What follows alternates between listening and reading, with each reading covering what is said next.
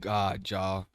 I feared the day that I would have to talk about Tipster, but here I am, sitting in front of y'all, having to discuss something really ignorant that this guy has said and did involving the Kris Tyson situation. Now, I've been keeping y'all pretty updated on the situation, basically ever since it started to gain traction. I talked about the initial DMs. I'm pretty sure I discussed the new DMs. I've talked about it at length. I even discussed somebody defending Kris Tyson. And this video is going to be basically adjacent to that. It's going to be sort of like the last video I did, except today we're obviously talking about somebody with a lot more of an audience and a lot more of a platform. Because once I say the name Tipster, I'm sure most of you know who I'm talking about. If not, I'll flash up an image right now and that might give you an idea of who this guy is. And still, if you've yet to recognize who Tipster is, let me just say the name Keffals. And that's about all you need to know about this guy. He is very close to Keffals. He loves Keffals.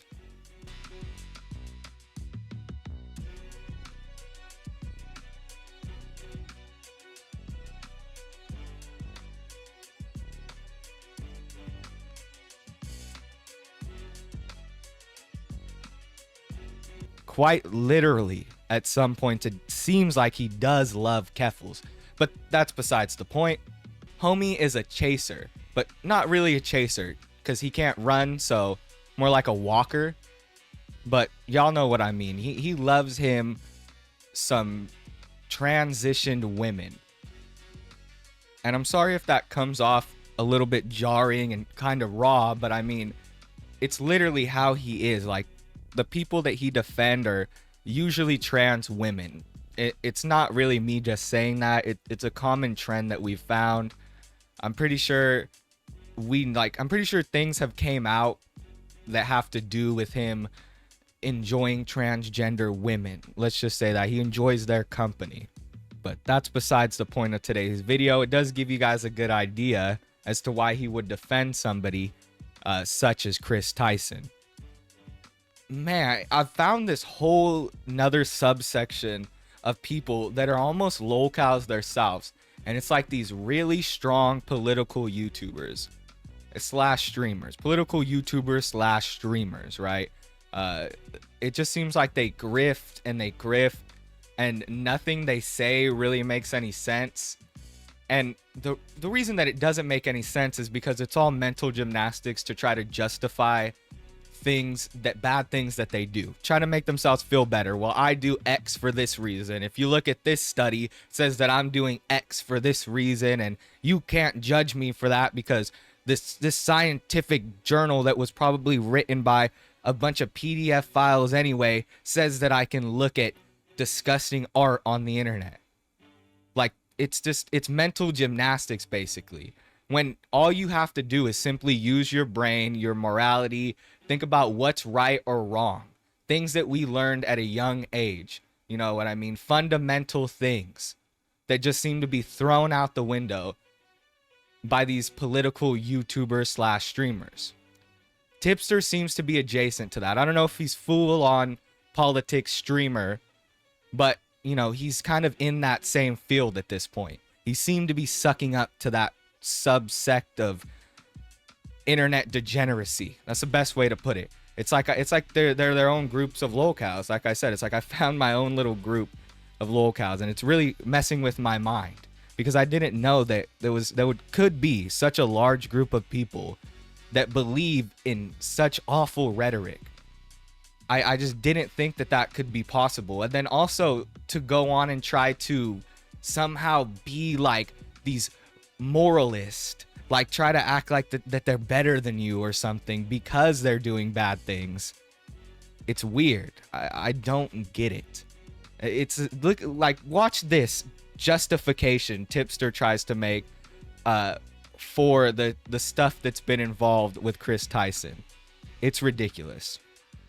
I've seen the artwork in question. I'm not going to show it on stream for obvious reasons, but the artwork looked like it depicted someone who was of adult age. It looked like somebody who was very petite, kind of like a Belle Delphine type figure. It might have even been a drawing of Belle Delphine. I'm not really sure, but it was something to that degree, right?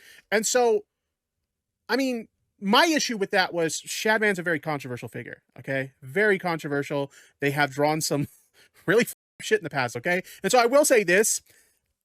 I wouldn't be supporting Shadman. I don't know if he purchased that artwork or just printed it out or something like that, but I wouldn't be signal boosting or supporting Shadman's work because of his history. But either way, like, I've seen the artwork, and I don't personally think the artwork is anything questionable. It's just the connection to the artist in question. It's like, yeah, that's... I hate this defense that's been going around. It's completely ignorant. People just forget how to use their brain, or I think that they do it on purpose. They're purposefully trying to, like, not think about certain sections and certain facts in a matter so that they can feel better about being connected to it in some way, right? It's weird. Obviously, this dude is an enjoyer of Kris Tyson, and that's okay before you look at the evidence, right? But after you look at the evidence, there should be no reason that you support this person.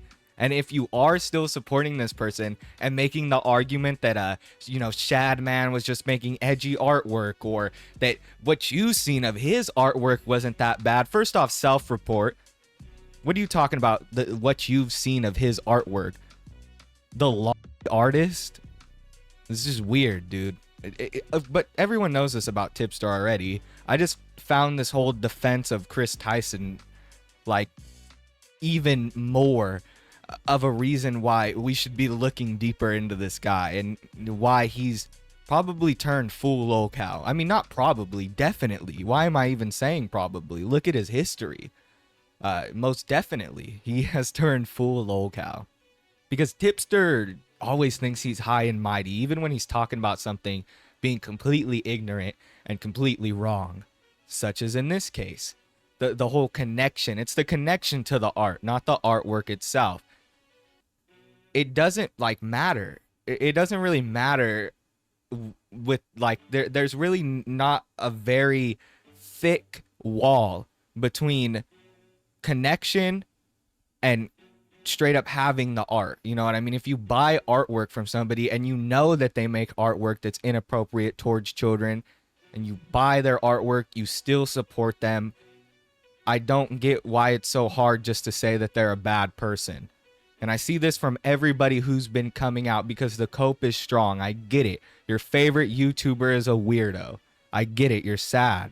But it's stupid. The cope, it's not going to get you anywhere. You have to look at the facts and look at it on a larger scale.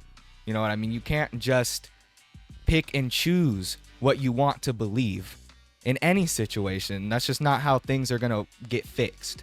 Things aren't going to work out that way. We're just going to end up having what we have now, which is a complete and total, takedown of real points.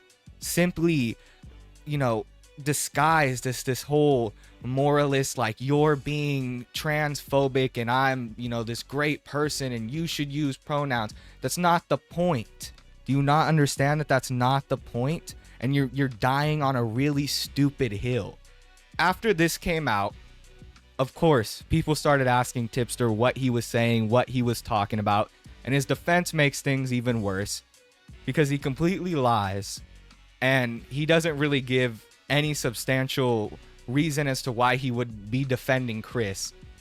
He backs up his claims, but he also tries to distance himself from them in a way. And I'll show you how that is right now. Also, before I go on and continue to read this, big shout out to Nicholas Diorio. I got this from his Twitter, and most of y'all will be able to tell just based on the post and the way that the video is sped up. I mean, it's not like people aren't going to be able to tell, but I feel like I should give that credit, because credit is deserved where credit is due, and credit is definitely due in this case. These were some good finds. So shout out to Nicholas Diorio. I'll also be giving him credit on the video, like I did in the last one, just so everybody knows where to go if you want to find the good sources, you know what I mean? But Tipster says, and I quote, The clip being shared is over a year old and has no relation to the recent allegations made against Kris Tyson. I have provided a screenshot of the original video with the date for its upload below. I've made zero public statements about the current allegations, nor did I intend to, since I no longer cover internet drama. The people posting about this clip know that their followers won't bother to check if this is a recent statement or not, and will likely be led to believe that it is. Hence why they're posting it. But if you want my stance on this situation, here it is in short. There is valid criticism to be made about Kris Tyson's actions. She engaged in inappropriate behavior, and it's fair for people to want there to be some form of accountability for her actions. That said, I disavow anybody using this controversy as an excuse to attack the LGBTQ community with their hatred and... You can be critical of her actions and want accountability without resorting to... These actions are not a reflection of the entire LGBTQ community, nor should they be treated as such. So out of touch. That's all I can say. So out of touch. I understand how some people that are transgender feel about this situation, and I can sort of understand the comments where they're like, fuck, this just set us back so far. But I feel like you should also be focusing on the situation more than the optics of the situation.